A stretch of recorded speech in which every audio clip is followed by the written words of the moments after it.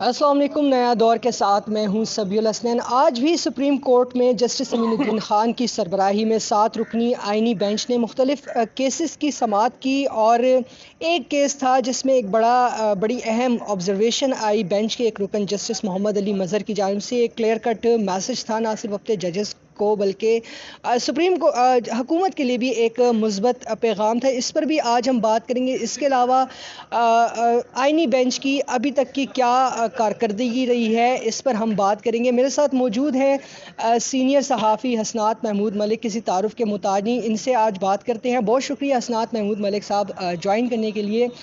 ये बताएं कि एक तो आज निजी चैनल्स की जानिब से कारकुनों को अदम अदायगी का मामला था, उसमें जस्टिस आयशा मलिक ने इस बेस पर गालिबन रिक्यूज़ कर दिया कि ये HRC का केस है, वहाँ से आया हुआ है, लिहाजा ये नहीं, इसको मैं नहीं जो है तो सुनूंगी, और वो उन्होंने बेंच से रिक्यूज़ कर दिया। और सुई सर्जन और हाउसिंग सोसाइटीज़ के हवाले से जो केस था वो वापस रेगुलर बेंचेस को भिजवा दिया गया है, और आर्मी चीफ़ की एक्सटेंशन का जो मामला है उसकी दरख्वास्त खारिज कर दी गई है।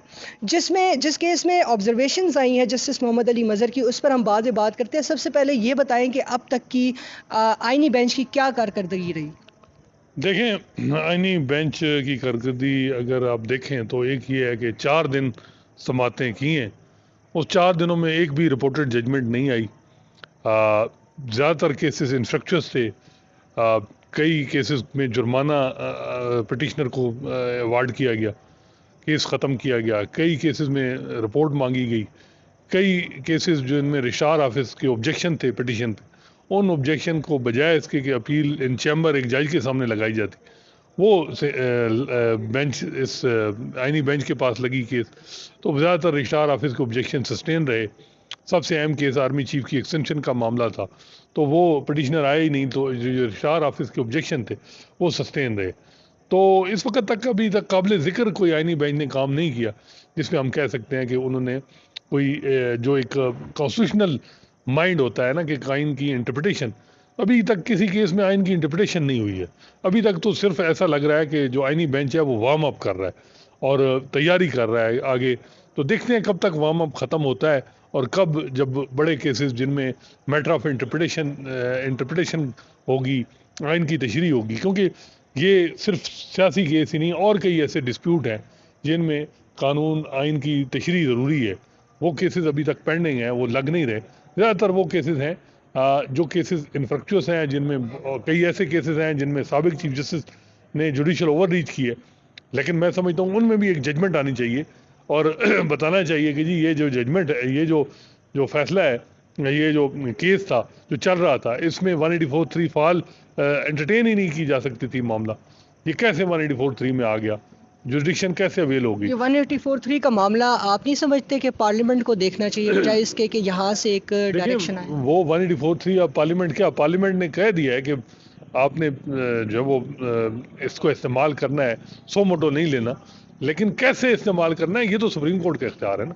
जुरिडिक्शन दोनों ने तयन करनी है कि कौन सा केस 184(3) में आता है। तो वो अभी तक सुप्रीम कोर्ट ने खुला रखा है मामला। सिर्फ ये है कि जो हुकूमत ने 7 जज जो अपने जो चुने हैं, वो केसेस जो सुन रहे हैं, उनमें मेरा ख्याल है कि हुकूमत को कोई परेशानी नहीं है, और बज़ाहिर ये लग रहा है कि सारे केसेस जो हैं वो ऐसे हैं रूटीन वाले, यानी उनमें कोई जिससे मौजूदा जो सियासत है उसको इफेक्ट होगी, वो ऐसे केसेस नहीं है। एक चीज़ है कि आइनी बेंच सुबह 9:30 बजे केसेस की समाअत शुरू कर रहा है और तकरीबन 1 घंटे में केसेस की समाअत ख़त्म हो जाती है, क्योंकि ज़्यादातर केसेस इन्फ्रक्चुअस हैं, लंबी हियरिंग नहीं होती। तो उसके बाद जजेस जो हैं वो चैम्बर में चले जाते हैं, रेस्ट करते हैं। तो रूटीन केसेस नहीं लग रहे थे, उस पर सवालात थे, तो कल से अब रूटीन केसेस भी लगने शुरू हो चुके हैं। अब आइनी बेंच के जो जज हैं वो जब केसेस ये ख़त्म करेंगे तो उसके बाद रूटीन बेंच भी लगेंगे।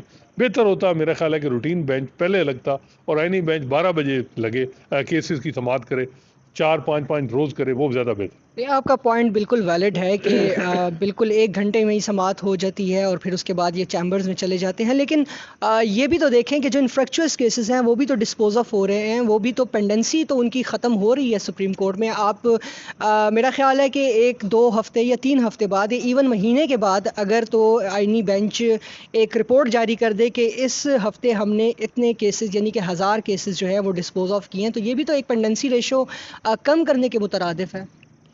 देखिए वो केसेस भी जो जो केसेस जिनमें 1000-2000 केस डिसाइड होना है, वो आपको भी पता है कई दफ़ा केस जज नहीं कोई बंदा नहीं आता, वो केस डीलिस्ट हो जाता।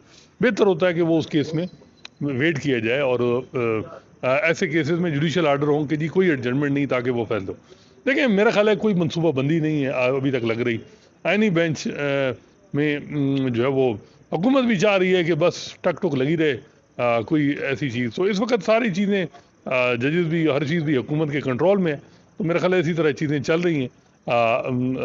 मेन मकसद ये है कि ताकि जुडिशरी से मौजूदा जो निज़ाम है, जो जिस तरह बनाया गया उस पर कोई मसला ना आए, तो वो नहीं आ रहा और हर लिहाज से हुकूमत ने अदलिया को अपने कंट्रोल में रखा हुआ है। अच्छा, आज एक केस था, ये घी मिल्स पर टैक्स से मुतल्लिक केस था और इसमें जस्टिस जमाल खान मंदोखेल जो कि रुकन है आईनी बेंच के, उन्होंने कहा कि मैं बलूचिस्तान हाई कोर्ट में इस मामले पर जो है तो फ़ैसला दे चुका हूँ, लिहाजा मुझे ये केस नहीं सुनना चाहिए।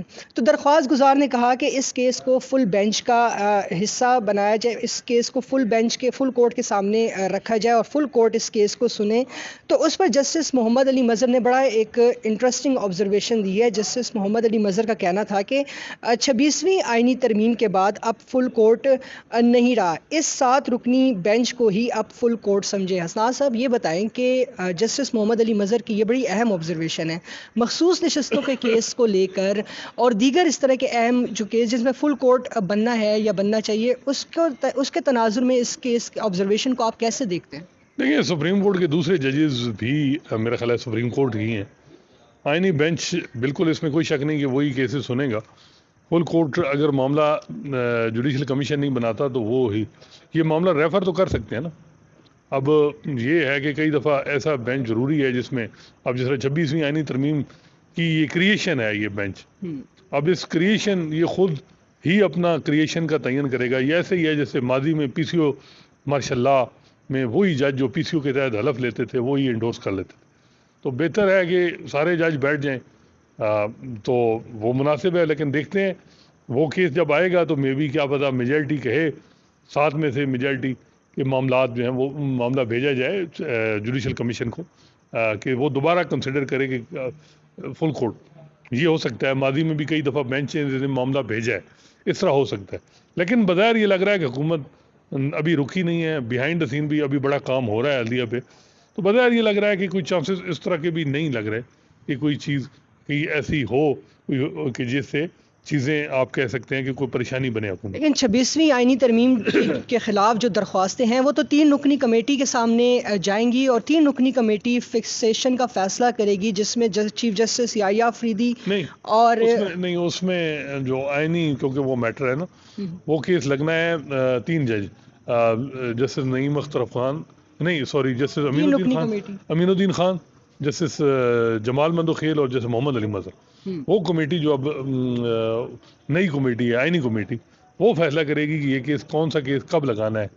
अब अगले हफ्ते भी बताया जा रहा है 6 रुकनी बेंच है, आयशा मलिक अवेलेबल नहीं है और जो आज उन्होंने सोमोटो के केसेस से भी अपने आप को जो है वो रिक्यूज़ किया है। बज़ाहिर एक तो ये लग सकता है कि HRCP की जिस तरह ह्यूमन राइट की एप्लीकेशन मिसयूज़ हुई, जुडिशल ओवर रीच, एक वजह ये भी हो सकती है। दूसरा 26वीं आईनी तरमीम में बड़ा वाज़ेह है कि जो इंटरप्रिटेशन है वो खुद अब जज कर यानी सोमोटो नहीं लिया जा सकता, कॉन्स्टिट्यूशन पिटीशन दायर हो सकता। लेकिन आपने अभी कहा कि 26वीं आईनी तरमीम की क्रिएशन ही है ये बेंच और ये कमेटी भी इवन, तो आइडियल सिचुएशन नहीं होनी चाहिए कि जो 3 रुकनी कमेटी है supreme court practice and procedure act के तहत, जिसमें chief justice Yahya Afridi, justice Mansoor Ali Shah और जस्टिस अमीनुद्दीन, उनके सामने 26वीं तरमीम का जो है तो मामला, उनकी दरख्वास्तों का मामला जाना चाहिए? जी, वो मेरा ख्याल है कि वो उधर ही लगेगा, उन कमेटी ही डिसाइड करेगी कि कब होना है। वो कमेटी कब डिसाइड करती है, अभी तक पुराने केसेस सुन रही है।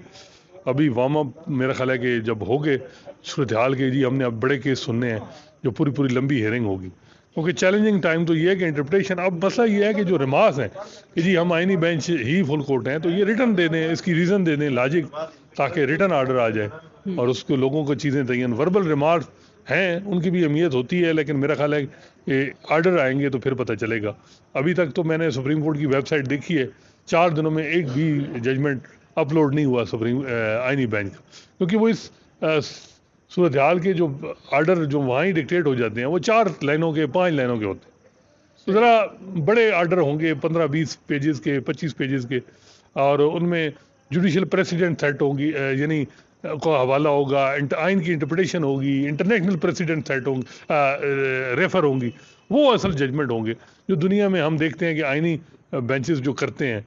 मेरा ख्याल है कि ये रिकॉर्ड होगा कि मौजूदा आइनी बेंच जो है ये मुख्तसर से फैसले लिख रहा है, और उनमें बेहतर है लिख लें, लेकिन उनमें मुख्तलिफ आर्टिकल का भी हवाला दें, हर चीज़, ताकि वो लीगली हर तरीके से साउंड हो।